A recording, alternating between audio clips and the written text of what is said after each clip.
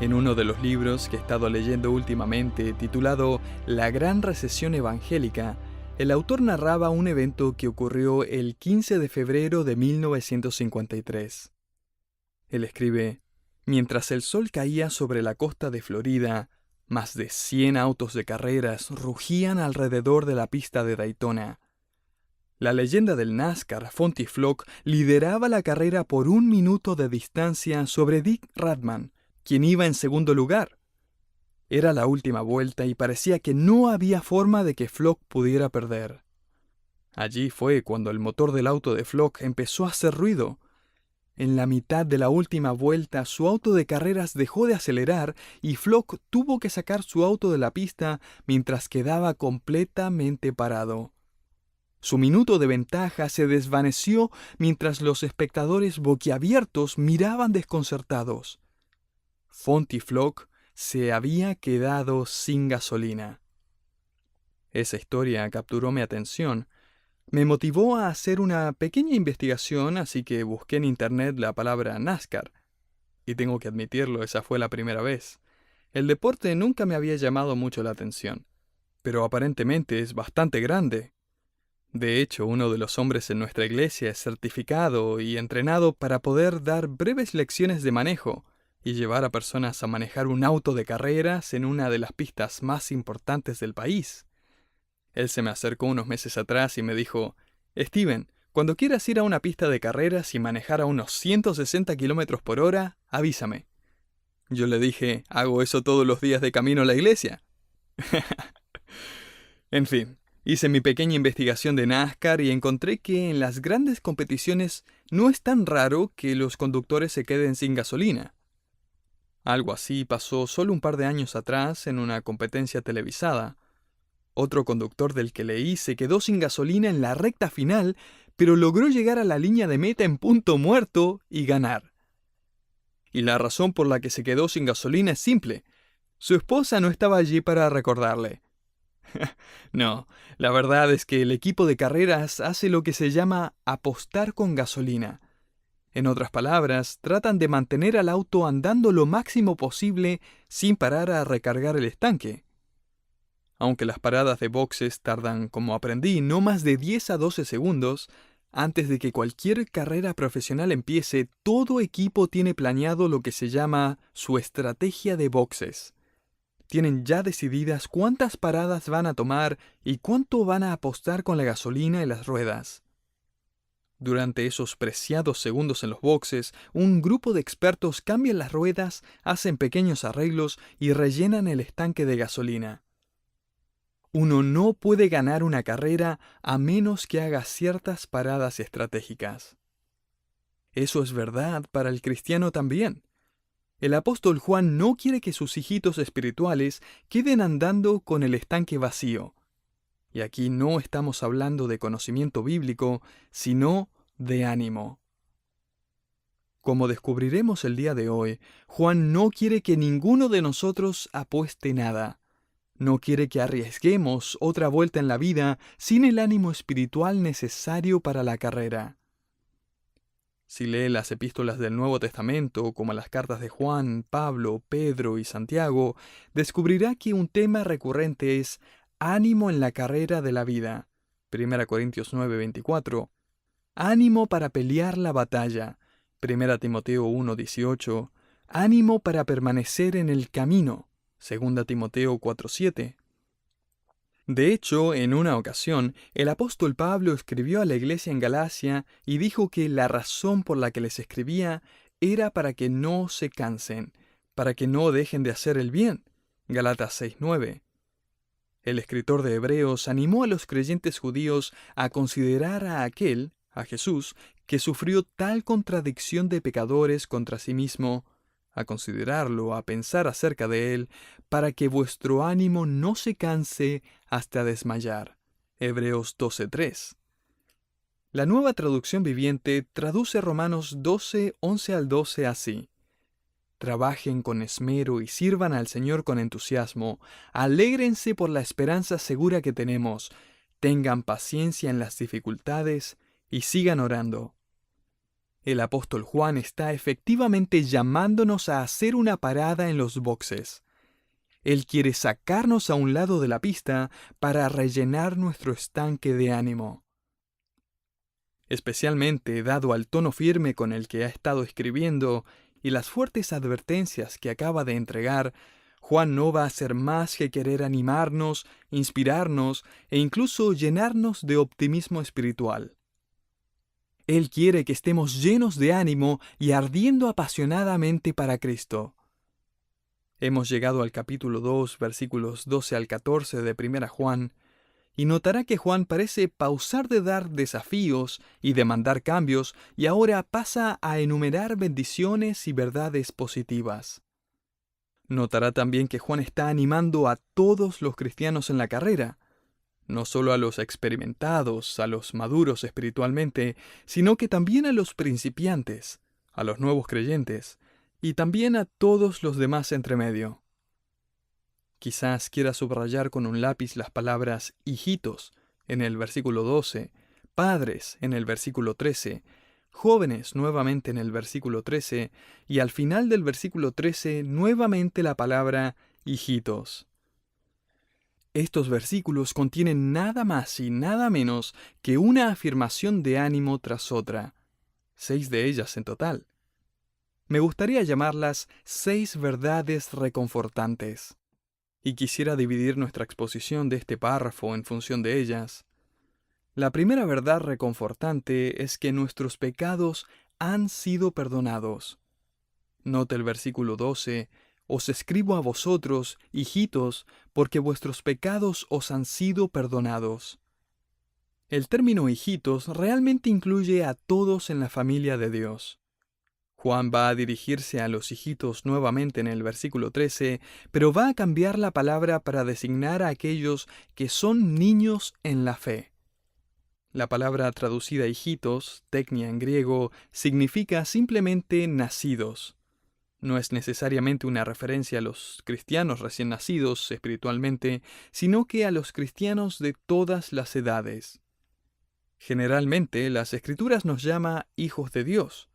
De hecho, el apóstol Juan usa esta misma palabra en su Evangelio, cuando escribe, «Mas a todos los que le recibieron, a los que creen en su nombre, les dio potestad de ser hechos hijos de Dios». Juan 1:12.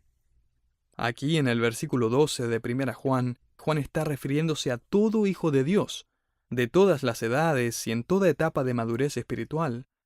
Él quiere recordarle a todo cristiano algo increíblemente reconfortante y alentador. Todos nuestros pecados han sido perdonados por la obra expiatoria de Jesucristo en la cruz, en quien hemos puesto nuestra fe.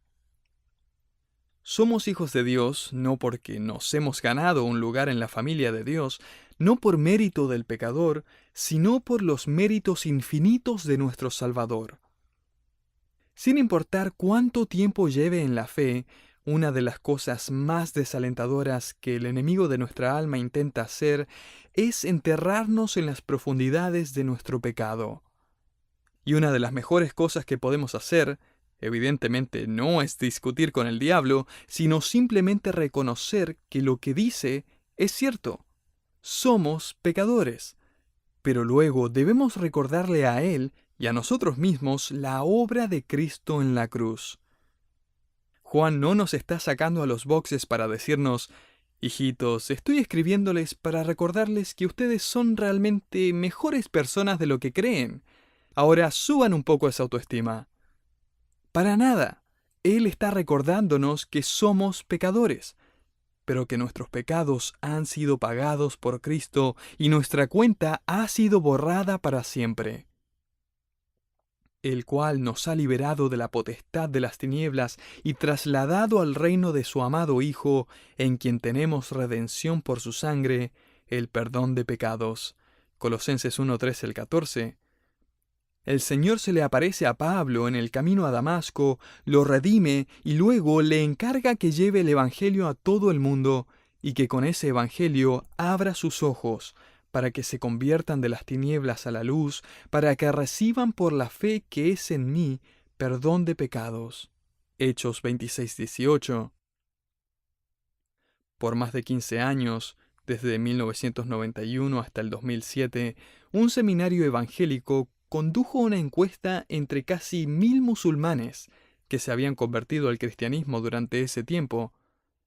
Estos nuevos creyentes representaban 50 grupos étnicos de 30 países diferentes, así que no salieron a entrevistar simplemente en un solo vecindario.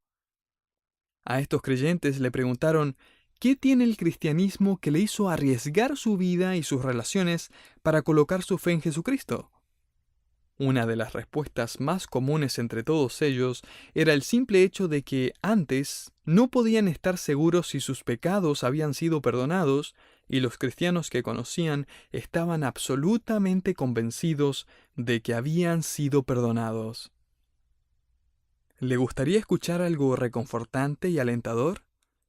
Cada pecado que ha cometido y cada pecado que va a cometer, Jesucristo ya lo conoce y Él ya ha pagado por cada uno de ellos por adelantado. Verdad reconfortante número 2. Nuestra seguridad eterna está firmada por Dios. Note el versículo 12 nuevamente. Nuestros pecados os han sido perdonados por su nombre. Dios ha firmado su perdón con su mismo nombre. Su nombre es un nombre excelso. Y todo lo que hacéis, sea de palabra o hecho, hacedlo todo en el nombre del Señor Jesús. Colosenses 3:17. Su nombre es un nombre adorado, delante de quien todos un día confesarán que Él es el Señor. Filipenses 2:9-11. Su nombre es un nombre redentor, porque no hay otro nombre bajo el cielo dado a los hombres en que podamos ser salvos. Hechos 4:12. Nuestra relación eterna con Dios a través de Jesucristo no está asegurada o ratificada por nuestra firma, sino que está ratificada por la firma del mismo Dios del universo. ¿Qué más seguridad que esa? El perdón de sus pecados y su seguridad de salvación no depende en que usted guarde su palabra, sino que depende en que Dios guarde la suya. Él es quien ha firmado nuestra salvación. Todo esto es verdad por su nombre. Y con eso, Juan concluye sus palabras introductorias hacia todo hijo de Dios. Sus pecados han sido perdonados y la seguridad de salvación de cada creyente está garantizada por la firma de Dios. Ahora Juan comienza a escribir a cristianos en distintas etapas de madurez espiritual. Comenzaremos con los comentarios hacia los hijitos, luego hacia los jóvenes y finalmente hacia los padres. Aquí está la verdad reconfortante número 3. Nuestra satisfacción se encuentra en una relación personal con Dios. Juan ha estado diciéndonos qué hacer y qué no hacer, y él sabe que podríamos tener la impresión ahora de que la satisfacción en la vida cristiana se encuentra en cumplir con todas las reglas.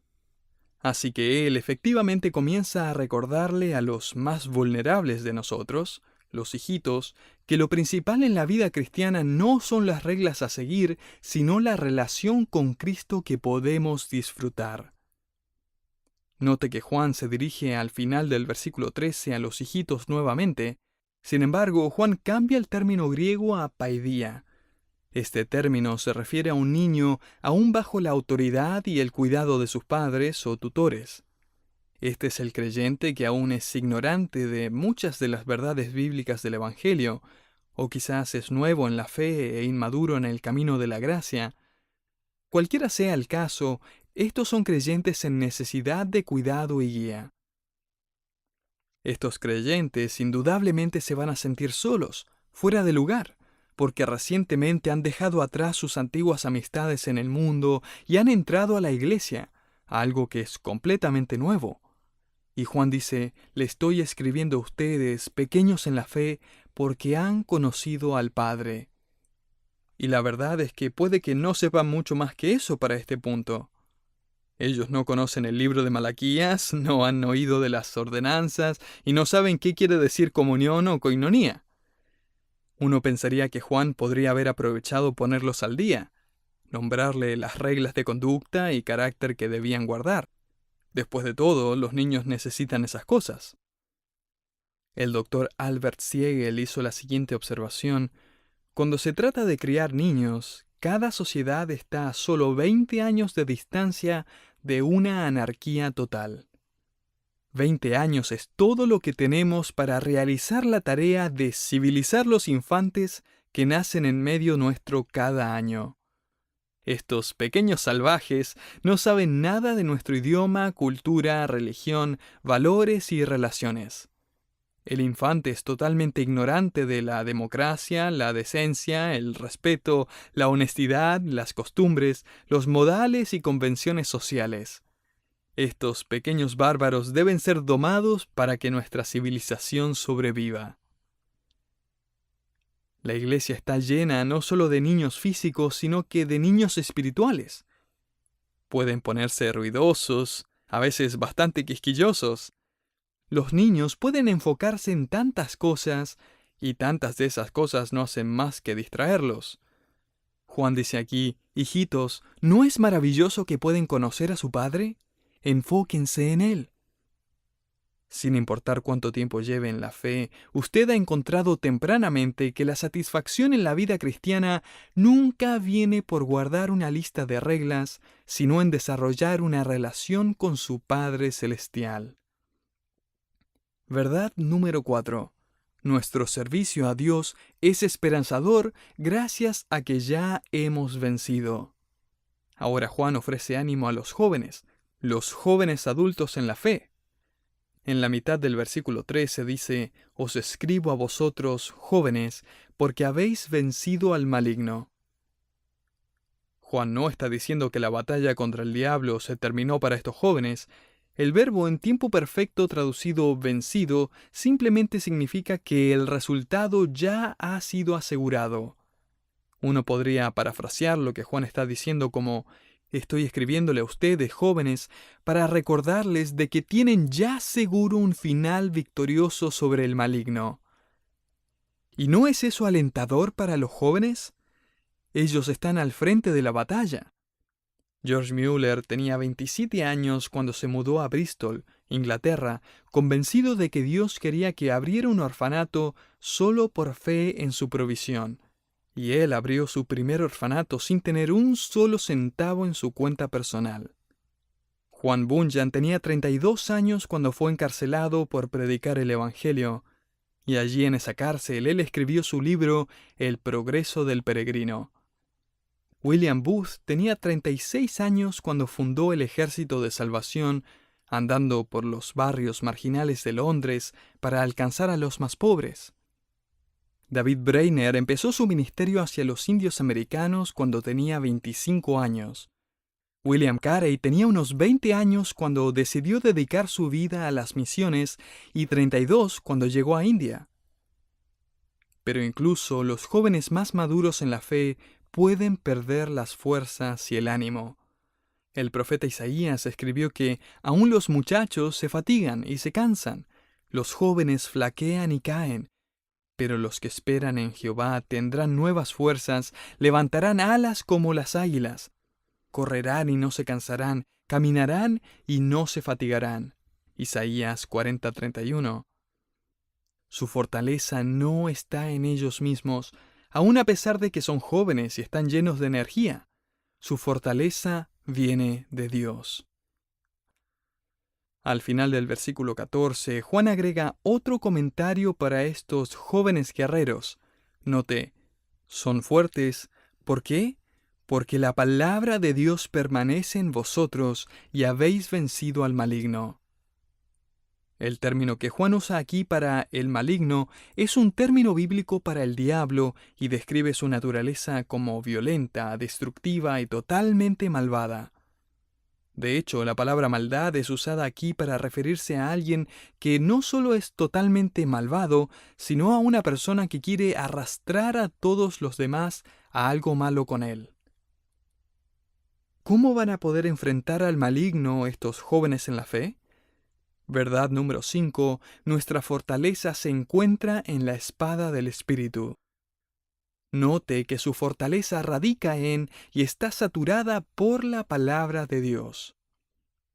No es de sorprenderse que uno de los desafíos más grandes en el siglo XXI ha sido alcanzar y discipular a los jóvenes, quienes han estado abandonando la palabra de Dios como su fuente de dirección espiritual.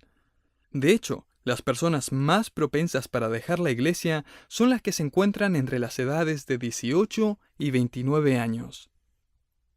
Aún los diarios seculares y las universidades están dando cuenta de esta gran cantidad de jóvenes que están abandonando la fe. Una de las razones para esto es simplemente el hecho de que la Biblia tiene poco que ver con su fe, la cual es superficial para comenzar. Josh McDowell reportó que el 69% de quienes se identifican como evangélicos van a abandonar la fe después de graduarse del colegio.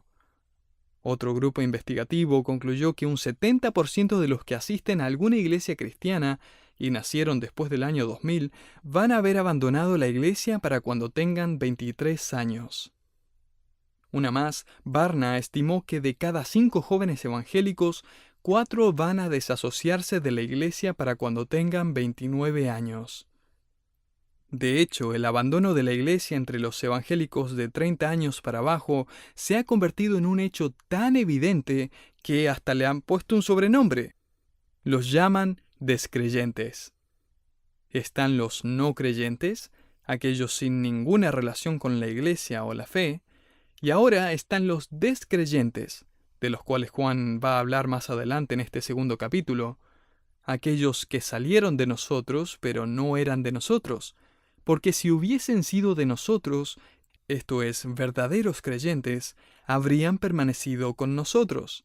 1 Juan 2:19. Y el problema es que la fe de aquellos que una vez creyeron era superficial o incluso errónea. La iglesia era para ellos y para sus padres nada más que un club social, del cual uno podía dejar de ser socio y dejar de ir. Dios para ellos era un genio cariñoso que simplemente ya no valía la pena seguir prestándole atención. ¿No es interesante que Jesús se enfrentó al diablo en el desierto cuando tenía 30 años, recién saliendo de sus 20?